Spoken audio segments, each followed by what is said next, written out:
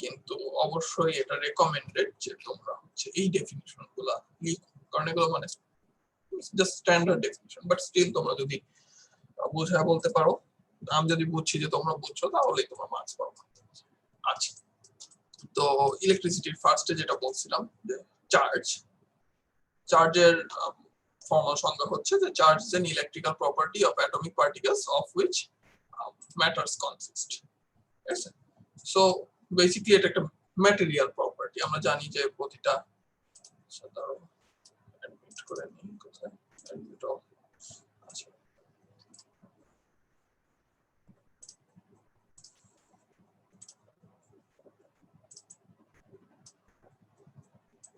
দাও একটু।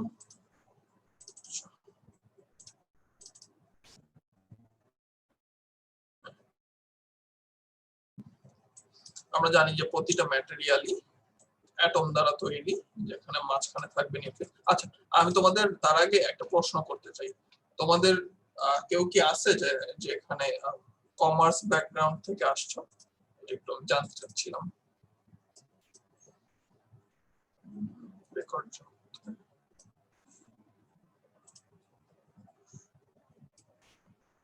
Hello, sir মনে হয় না নাই থাক। আচ্ছা ঠিক আছে, সেক্ষেত্রে ঠিক আছে।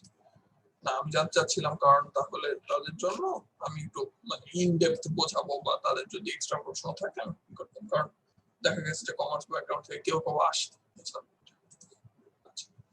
নাই যখন, ঠিক আছে। তো আমরা জানি যে প্রতিটা ম্যাটার অ্যাটম দিয়ে তৈরি, যেখানে মাঝখানে থাকে একটা নিউক্লিয়াস এবং চারিপাশে ইলেকট্রন সার্কেল করে। তো এখন এই যে মাঝখানে যে নিউক্লিয়াস আছে, এখানে তোমার পজিটিভ প্রোটন এবং নিউট্রন। নিউট্রনের যে যখন বাইরে ভিতরে এই নিউক্লিয়াসের প্রোটনের চেয়ে যখন বাইরে ইলেকট্রন বেশি হয়ে যায়, তখন এখানে আমরা এটাকে নেগেটিভলি চার্জ বলি, এটাকে আমরা নেগেটিভলি চার্জ বলি। আর যখন দেখা যায় যে ইলেকট্রন কমে গেছে এবং প্রোটনই বেশি আছে, তখন আমরা এটাকে পজিটিভলি চার্জ করি।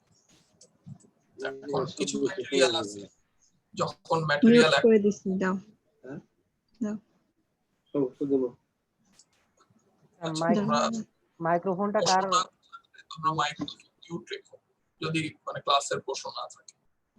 আচ্ছা, যদি যা বলতেছিলাম যে যখন একটা অ্যাটম আরেকটা অ্যাটমের সংস্পর্শে আসে, তখন দেখা যায় যে ইলেকট্রন এক্সচেঞ্জ হয়। বিভিন্ন কারণে ইলেকট্রন এক্সচেঞ্জ হতে পারে। সেই ক্ষেত্রে যদি ইলেকট্রন গেইন করে, সেটাকে আমরা বলি নেগেটিভলি চার্জড। যদি ইলেকট্রন লুজ করে, সেটাকে আমরা বলি পজিটিভলি চার্জড। এখন ইলেকট্রন খুব ইম্পর্টেন্ট একটা সাবজেক্ট ম্যাটার আমাদের। এটা কি আসলে? আচ্ছা, ইলেকট্রন আমাদের জন্য খুবই ইম্পর্টেন্ট একটা সাবজেক্ট ম্যাটার, কারণ হচ্ছে যে ইলেকট্রিসিটি টোটালটাই ইলেকট্রনের মুভমেন্টের উপরে ডিপেন্ডেন্ট, অন্য কিছু না। যে ইলেকট্রিসিটি হলো বেসিক ইলেকট্রনের মুভমেন্ট, এবং আমরা যত টার্ম পড়ি ওগুলা হচ্ছে ইলেকট্রনের মুভ করতে কতটা ইজি হচ্ছে বা হার্ড হচ্ছে, অথবা ইলেকট্রন কত ফাস্ট মুভ করতেছে, অথবা কতটুকু ওয়ার্ক আমরা করাতে পারতেছি ইলেকট্রনের মুভমেন্টের ভিতর দিয়ে, সেগুলাই স্টাডি করি আমরা ইলেকট্রিসিটি। আচ্ছা, সো চার্জ হচ্ছে একটা ম্যাটেরিয়াল প্রপার্টি। ম্যাটেরিয়াল প্রপার্টি কাকে বলে? ম্যাটেরিয়াল প্রপার্টি হচ্ছে যেই প্রপার্টিটা এই অ্যাটম বা ম্যাটারের যে কোনো একটা স্পেসিফিক ম্যাটারের বা স্পেসিফিক ম্যাটেরিয়ালের ইন্ট্রিনসিক প্রপার্টি, এটা কেউ কন্ট্রোল করে না, এটা সৃষ্টির শুরু থেকেই আছে, ঠিক আছে? সেগুলোকে আমরা ম্যাটেরিয়াল প্রপার্টি বলি, যেগুলো সবসময় ওই ম্যাটেরিয়ালটা ছিল। যে যেমন রাবার যে সফট, আর উড বা মেটাল যে হার্ড, এটা সবসময়ই ছিল, এটা কেউ মানে আর কি পরে তৈরি করে দেয় নাই, বা এটা এই ম্যাটেরিয়াল প্রপার্টিটাকে ডাইরেক্টলি ইনফ্লুয়েন্স করা যায়, ওকে ইনডাইরেক্টলি ইনফ্লুয়েন্স করে আমরা নতুন কম্পাউন্ড বানাই করতে পারি। এটা হলো চার্জ। ইলেকট্রিক কারেন্ট হচ্ছে যখন আমাদের electric current is the rate of change of charge measured in amperes. আমরা যদি এটাকে সোজা বাংলায় বলি তাহলে কি, ইলেকট্রন যখন মুভ করতেছে তখন এই মুভমেন্টটাকে ইলেকট্রিক কারেন্ট বলে। যত বেশি ইলেকট্রন মুভ করবে তত বেশি ইলেকট্রিক কারেন্ট তৈরি হবে, এবং যত কম টাইমে মুভ করবে তত বেশি আমরা বলি যে ইলেকট্রিক কারেন্ট আসে।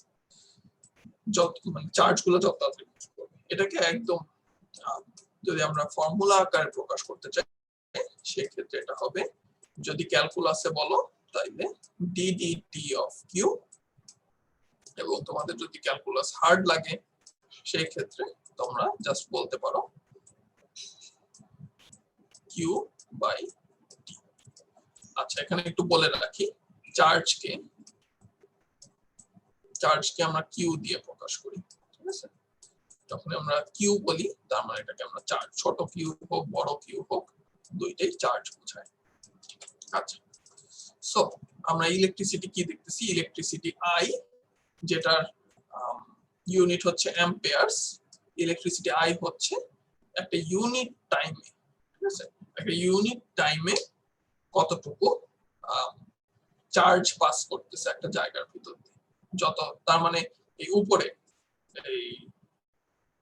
যে নিউমারেটর আছে, নিউমারেটরটা যত হাই হবে কারেন্ট তত হাই হবে, নিউমারেটরটা যত লো হবে মানে কিউটা যত লো হবে কারেন্ট তত লো হবে। একইভাবে টাইম যত হাই হবে তত কারেন্টের কমবে, কারেন্টের ভ্যালুটা কমবে, কারণ টাইম বেড়ে গেলে ওইটা হায়ার ভ্যালু দিয়ে ডিভাইড করলে কারেন্টের ভ্যালুটা কমে যাচ্ছে।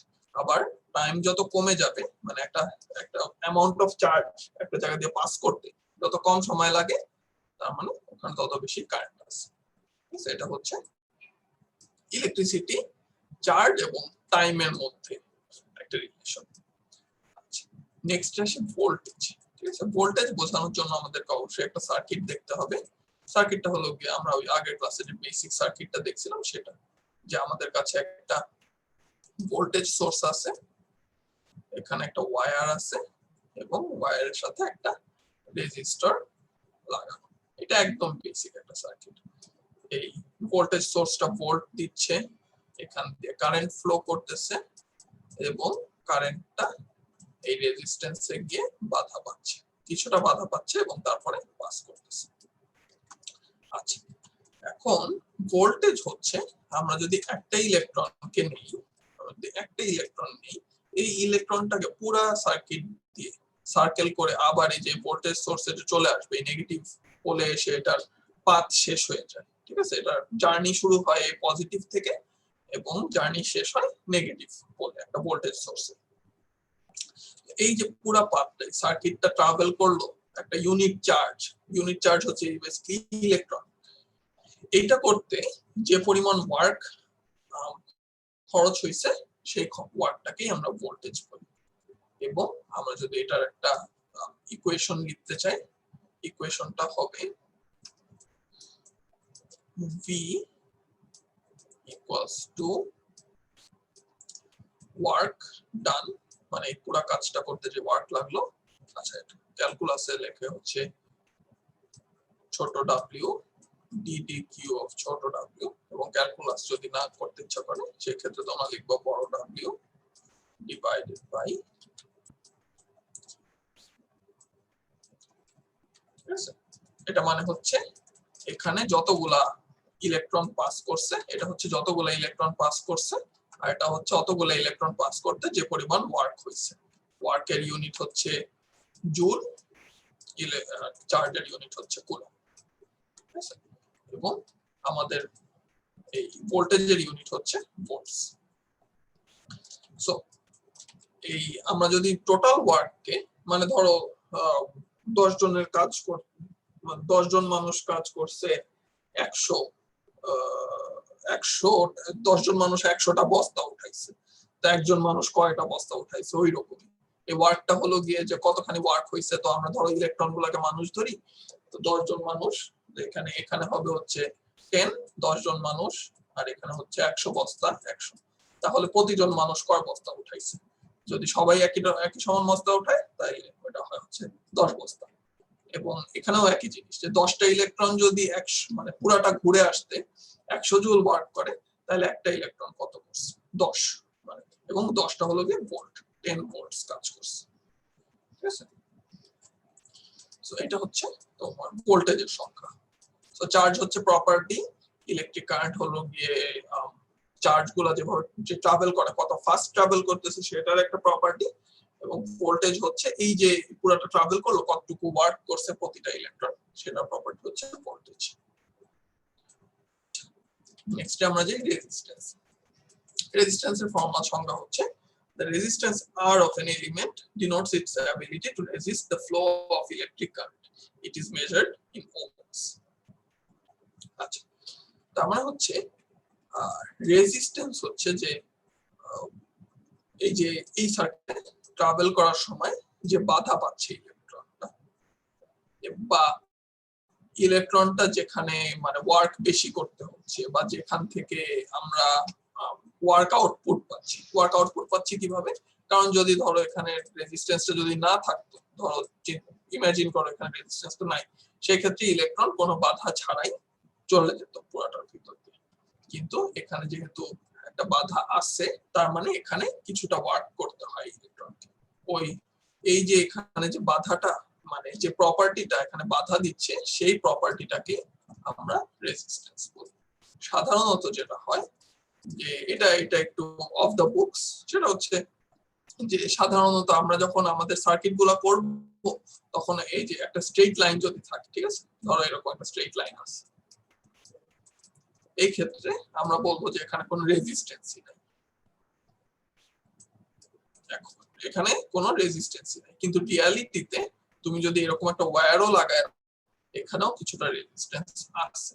এবং দেখা যায় যে যখন আমরা মডেল করতেছি, যে ধরো একটা সার্কিট নেট স্টাডি করতেছি, যে এই ওয়্যারটার ভিতর দিয়ে গেলে কি হবে, তখন ধরে নেওয়া হয় যে পুরো ওয়্যারটার রেজিস্ট্যান্স এখানে কনসেন্ট্রেটেড। এটা আমাদের সুবিধার জন্য, আমরা যখন কাজ করি আমরা পুরো ওয়্যারের মধ্যে, মানে ধরো তুমি এক জায়গায় লিখলা, পরে যখন আরেকজন ওই ছবিটা দেখবে, সে দেখে মানে বুঝতে নাও পারে এখানে রেজিস্ট্যান্স আছে কিনা। তো যেটা করা হয় যে একটা এরকম একটা রেজিস্ট্যান্স মডেল করা হয়, যেখানে বলা হয়, মানে ধরে নেওয়া হয় পুরো ওয়্যারটার রেজিস্ট্যান্স এখানে কনসেন্ট্রেটেড, এবং রেজাল্টও একই পাওয়া যায় ওই ক্ষেত্রে।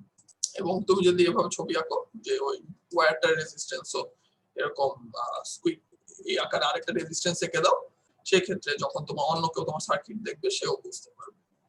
আচ্ছা, রেজিস্ট্যান্সের কাজ হচ্ছে বেসিক্যালি যে কতটুকু বাধা প্রাপ্ত হচ্ছে। এখন রেজিস্ট্যান্সের একটা ফর্মুলা আছে, রেজিস্ট্যান্স ডিপেন্ড করে বা রেজিস্ট্যান্স ইকুয়ালস টু, এটাকে বলা হয় রো এল বাই এ, যেখানে রো এর ভ্যালু হচ্ছে ম্যাটেরিয়াল প্রপার্টি। ঠিক আছে, এটা হলো গিয়ে যে ধরনের তার তুমি ইউজ করতেছো, কপার বা স্টিল বা অন্য যে কোনো যে তার তুমি ইউজ করতেছো, সেটার উপরে এই রো এর ভ্যালুটা ডিপেন্ড করবে। এটা টোটালি একটা ম্যাটেরিয়াল প্রপার্টি কনস্ট্যান্ট, এটা মানে আর কি বের করার কিছু না। ঠিক আছে, এবং এটা তুমি যে ধরনের তার ইউজ করো সেটার উপরেই ডিপেন্ড করে, এটা তুমি চেঞ্জও করতে পারবে না। তোমার চেঞ্জের হাত হলো কোন ধরনের তার ইউজ করতেছো, গোল্ডের তৈরি নাকি সিলভারের তৈরি নাকি কপারের তৈরি, ওইটা খালি চেঞ্জ করা যায়। এল হচ্ছে তারের লেন্থ কতটুকু, ঠিক আছে, এল হচ্ছে তারের লেন্থ, তারটা কত লম্বা। আর এ হচ্ছে তারের ক্রস সেকশন।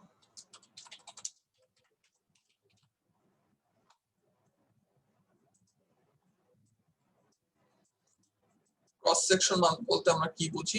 ক্রস সেকশন বলতে বুঝি যে ধরো একটা তার যদি এরকম হয়,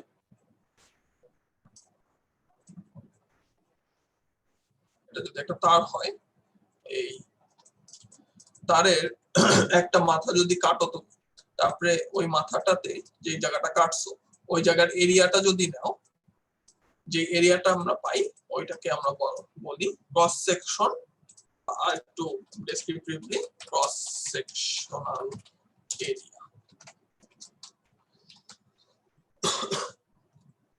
এই মানে একটা তার যদি আমরা একদম যেই দিকে এক্সটেন্ড করছে তার পারপেন্ডিকুলারলি কাটি, তাহলে আমরা ওই যে মাথাটা কাটছি সেই মাথার যে এরিয়াটা পাই ওইটাই হচ্ছে ক্রস সেকশনাল এরিয়া। সো আমরা এখানে দেখতে পাচ্ছি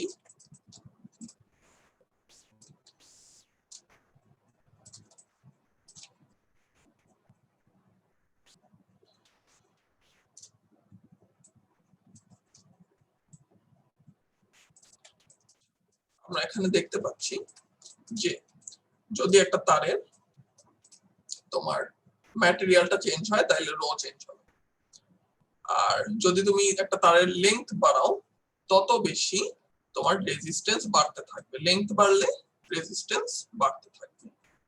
এটার জন্য তোমার হাই মানে অনেক বড় ডিসটেন্সে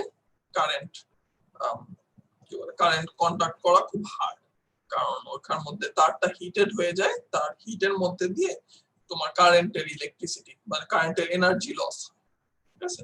এটার জন্য মানে ইউজুয়ালি মানুষ যখন ইউজ করে ইলেকট্রিসিটি তখন তার মানে ডিসটেন্সটা ছোট রাখার চেষ্টা করে সোর্স আর ডেস্টিনেশনের ভিতরে। আর আরেকটা হচ্ছে ক্রস সেকশন, ক্রস সেকশন যদি তুমি বাড়াও তাহলে রেজিস্ট্যান্স কমে আসবে, যেটা আমাদের জন্য ভালো, ঠিক আছে। সো দেখা যায় যেখানে তোমার ইলেকট্রিসিটি একটু বেশি দরকার সেখানে দেখবো মোটা তার ইউজ হয়, আর যেখানে ইলেকট্রিসিটি কম দরকার সেখানে চিকন তার ইউজ হয়, কারণ চিকন তারে রেজিস্ট্যান্স বেশি হলেও ওর চেয়ে বেশি মানে কারেন্ট আমাদের দরকার নেই, কিন্তু যখন আমাদের কারেন্ট বেশি দরকার তখন আমরা চাই রেজিস্ট্যান্সটা কম হোক, এবং এর জন্য আমরা ক্রস সেকশনাল এরিয়াটা বাড়াই দিই যাতে রেজিস্ট্যান্সটা কম হয়, ঠিক আছে। এটা হচ্ছে একটা তারের মধ্যে দিয়ে যদি রেজিস্ট্যান্স যায় তাহলে বা যে একটা ম্যাটেরিয়ালের মধ্যে দিয়ে যদি রেজিস্ট্যান্স ট্রাভেল করে আমরা এটাকে এই ভ্যালু দিয়ে প্রকাশ করতে পারি, R = rho L by A। আচ্ছা আচ্ছা, টেম্পারেচারের ইফেক্টে আমরা যাব, ঠিক আছে। টেম্পারেচারের ইফেক্টে আমরা যাব না, কারণ ওটা না ডাইরেক্টলি তোমাদের ফিজিক্সে পড়ে, ওটা তোমার ইলেকট্রিসিটিতে একদম মানে তোমার সার্কিট ডিজাইনে পড়ে ওটা। টেম্পারেচারের ইফেক্ট অবশ্যই টেম্পারেচার। হ্যাঁ বলো স্যার, ক্রস সেকশন এরিয়াটা ক্লিয়ার হয় না এখনো। আচ্ছা ঠিক আছে, আমি আরেকবার বোঝাচ্ছি যে ধরো তোমার কাছে একটা তার আছে, ঠিক আছে, এটা একটা তার না। এখন তুমি ধরো এই তারটাকে একদম এই জায়গা বরাবর একটা ব্লেড দিয়ে কাটলা, ধরো একটা চাকু, ড্রয়িং স্কিলস ভালো না, ধরো একটা চাকু দিয়ে তুমি একটা ছুরি দিয়ে একদম মানে পারপেন্ডিকুলারলি এই তারটাকে কাটলা, তো তারটাকে কেটে তারপরে এরকম একটা পাবা না, তারটাকে অর্ধেক ধরো কেটে ফেলছো, তখন তুমি এরকম একটা ছবি পাবা না তারের। জি স্যার। এই যে তুমি এখন তারের যে ইটা পেলা একটা মাথা যেটা এরকম গোল হয়ে হা হয়ে আছে, এই মাথাটা যে এরিয়াটা যদি তুমি ক্যালকুলেট করো সেটাই হচ্ছে ক্রস সেকশনাল এরিয়া। আসসালামু আলাইকুম। আসসালামু আলাইকুম স্যার। ওয়ালাইকুম আসসালাম। Sir Abdullah sir, sir late হয়ে গেছে, আমার এখানে নেটের প্রবলেম করতেছিল খুবই স্যার। স্যার ভিডিও তো রেকর্ড করতেছেন স্যার নাকি? রেকর্ড হচ্ছে। আর তুমি তোমার নামের রোল নাম্বারটা ইনপুট করে দাও। জি স্যার এসএমএস করে দিচ্ছি আপনাকে। Okay sir. স্যার এবার কি বুঝছো? স্যার এই ক্রস সেকশনের যে এরিয়াটা এটা কি ক্যালকুলেট করে আপনি দিয়ে দিবেন নাকি মানে এটা ক্যালকুলেট কিভাবে করতে হবে? যদি তোমাদের প্রশ্ন আসে সেক্ষেত্রে আমি বলতে পারি যে ধরো আমি বললাম যে তারের ডায়ামিটার মানে কি, যে আমি বললাম যে তারের ডায়ামিটার হচ্ছে 1 সেন্টিমিটার, ঠিক আছে। তো তখন তোমাকে এরিয়াটা ক্যালকুলেট করে দিতে হবে, সেই ক্ষেত্রে তোমার রেডিয়াস হবে হচ্ছে 0.5 সেন্টিমিটার এবং আমরা জানি যে সার্কেলের area equals to pi r square. So এই ফর্মুলা থেকে তুমি তারপরে এরিয়াটা বের করে নিতে পারবা। এটা মানে তেমন ইম্পর্টেন্ট না, বুঝছো? কিন্তু তাও মানে তুমি যেহেতু জানতে চাইছো, এটা মানে যদি আসে তাহলে এভাবে এই ক্রস সেকশনাল এরিয়াটা বের করতে হয়। আমিও দিয়ে দিতে পারি, অথবা আমি তারের রেডিয়াস বা ডায়ামিটার দিয়ে দিতে পারি। সেই ক্ষেত্রে তোমাকে এরিয়াটা ক্যালকুলেট করে দিতে হবে। স্যার রেডিয়াস কি সবসময় 0.5 সেন্টিমিটারই থাকে? না না না, ওইটা আমি দিয়ে দিব। ওইটা যেরকম মানে আমি দিয়ে দিব, তারপরে তোমরা ক্যালকুলেট করে দিবা এরিয়াটা কত। ও আচ্ছা। আচ্ছা, ক্রস সেকশনাল এরিয়া নিয়ে ক্লিয়ার হয়েছে সবাই? জি স্যার। আচ্ছা, তাহলে আমি আগাই। ওকে, সো এটা হচ্ছে তারের রেজিস্ট্যান্স। এবং তোমাদের যখন সার্কিটে থাকবে, এটা আমি বলতেছি যে তোমাদের আসসালামু আলাইকুম স্যার। ওয়ালাইকুম আসসালাম। হ্যাঁ বলো। হ্যালো,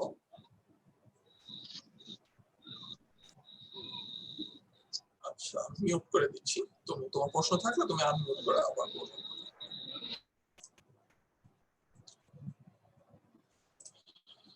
আচ্ছা স্যার আমার এখানে নেটের সমস্যা। স্যার আমি দেরিতে ঢুকছি তো তো তুমি একটু টপিক তোমার কি নিয়ে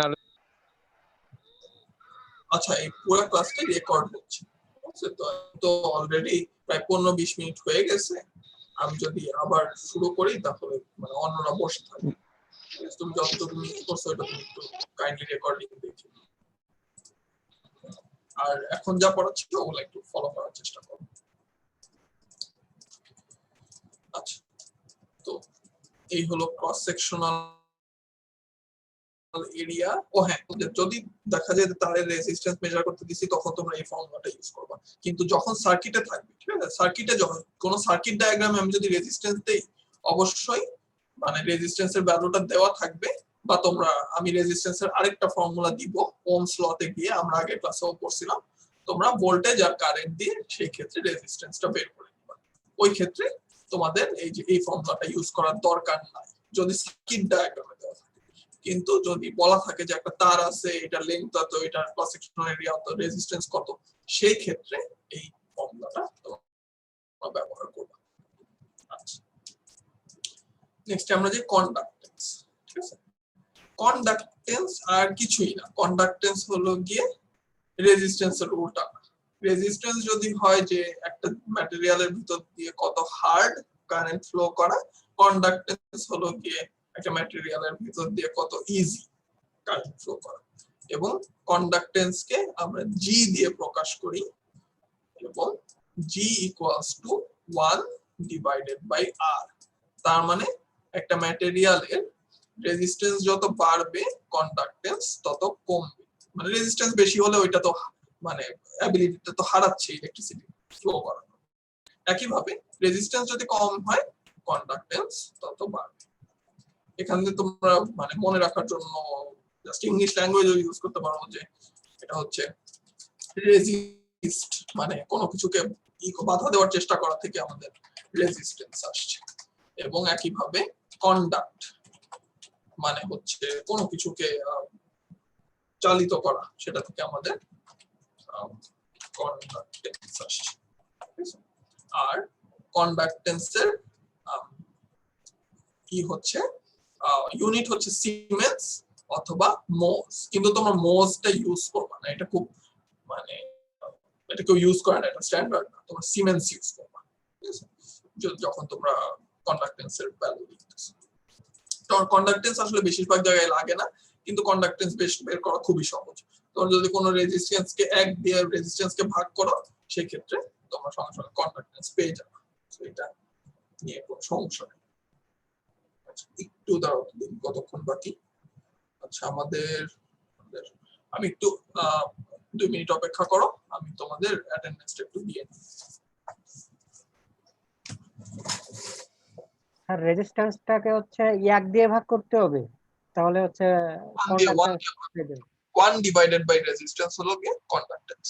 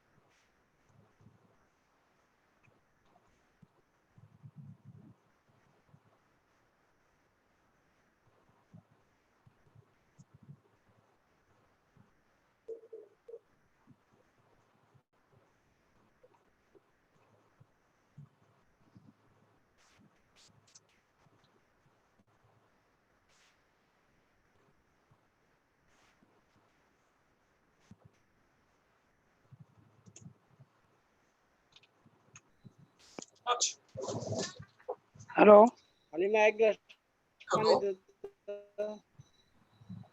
হ্যালো, হ্যাঁ বলো।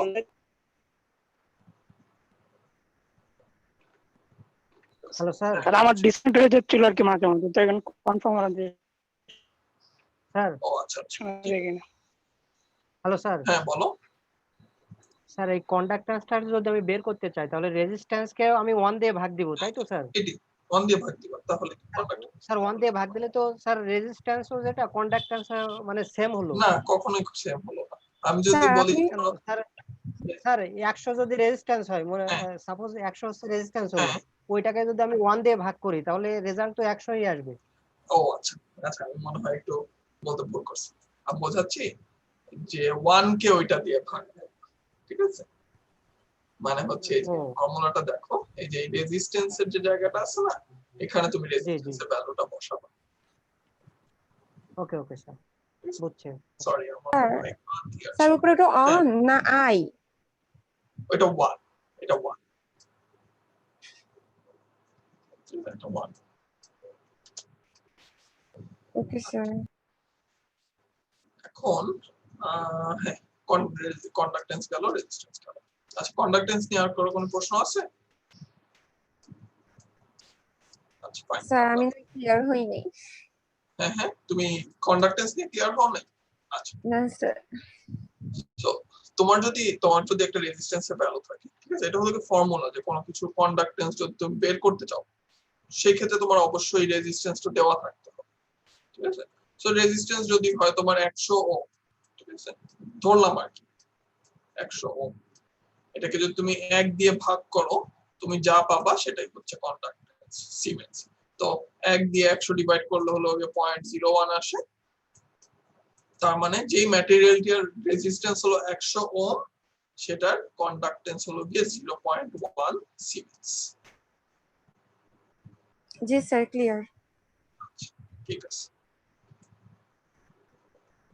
আসসালামু আলাইকুম স্যার। ওয়ালাইকুম আসসালাম। স্যার এখানে কি জিটাই কন্ডাক্টেন্স জি না? টাই কন্ডাক্টেন্স, কন্ডাক্টেন্সকে জি দিয়ে প্রকাশ করা হয়। আচ্ছা স্যার ঠিক আছে, আসসালামু আলাইকুম। ওয়ালাইকুম আসসালাম। আর যদি তোমরা এখান থেকে রেজিস্ট্যান্স বের করতে চাও, একই ভাবে রেজিস্ট্যান্স কে লেখা যায় R = 1/G।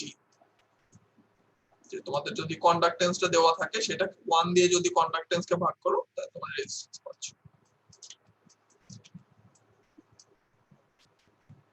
এই গেল কন্ডাক্টেন্স আর রেজিস্ট্যান্স।